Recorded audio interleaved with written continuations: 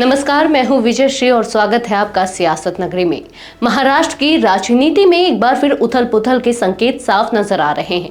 शिवसेना यानी कि उद्धव गुट और महाराष्ट्र नवनिर्माण सेना के बीच संभावित गठबंधन की चर्चा ने सियासी हलचल तेज कर दी है। इस गठबंधन की अटकलों को और मजबूती मिली जब राज ठाकरे के बेटे अमित ठाकरे ने खुलकर बयान दिया।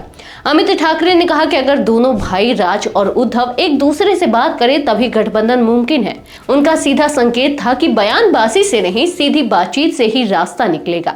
अमित बोले, मेरे कहने से कुछ नहीं होगा, अगर दोनों साथ आते हैं तो मुझे कोई आपत्ति नहीं। पहले भी 2014, 2017 और कोविड संकट के समय दोनों साथ आ चुके हैं।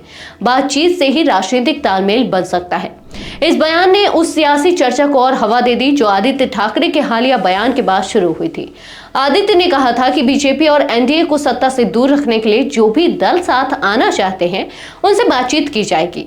इस बयान के बाद से शिवसेना यानी कि उद्धव ठाकरे गुट और मनसे के एक साथ आने की संभावना पर जोर पकड़ा गया। मनसे नेता प्रकाश महाजन पहले ही कह चुके हैं कि अगर गठबंधन करना है तो आदित्य ठाकरे को राज ठाकरे से मिलना चाहिए। अमित ठाकरे का बयान अब इस दिशा में एक और कदम माना जा रहा है।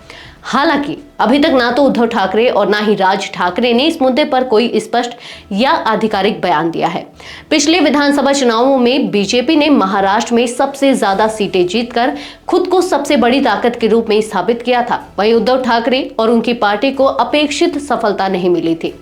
ऐसे में ठाकरे बंधुओं के एक साथ आने की संभावनाएं बीजेपी के लिए एक बड़ी चुनौती बन सकती हैं, खासकर आगामी चुनावों को देखते हुए। अगर यह गठबंधन होता है तो यह न सिर्फ ठाकरे परिवार की सियासी ताकत को फिर से मजबूत कर सकता है, बल्कि महाराष्ट्र की राजनीति का पूरा गणित बदल सकता है। फिलहाल राज्य की जनता और राजनीतिक विश्लेषक दोनों ही इस नई राजनीतिक कवायद पर नजर टिकाए हुए हैं। आज के लिए बस इतना ही। अगर आपके इलाके में कोई राजनीतिक लापरवाही, भ्रष्टाचार या जनहित से जुड़ी समस्या है तो अब चुप मत रहिए, अपनी शिकायत हमें भेजिए। सियासत नगरी आपके आवाज को मंच देगा और जवाबदेही तय करेगा, क्योंकि अब हर सवाल होगा सीधा सत्ता से।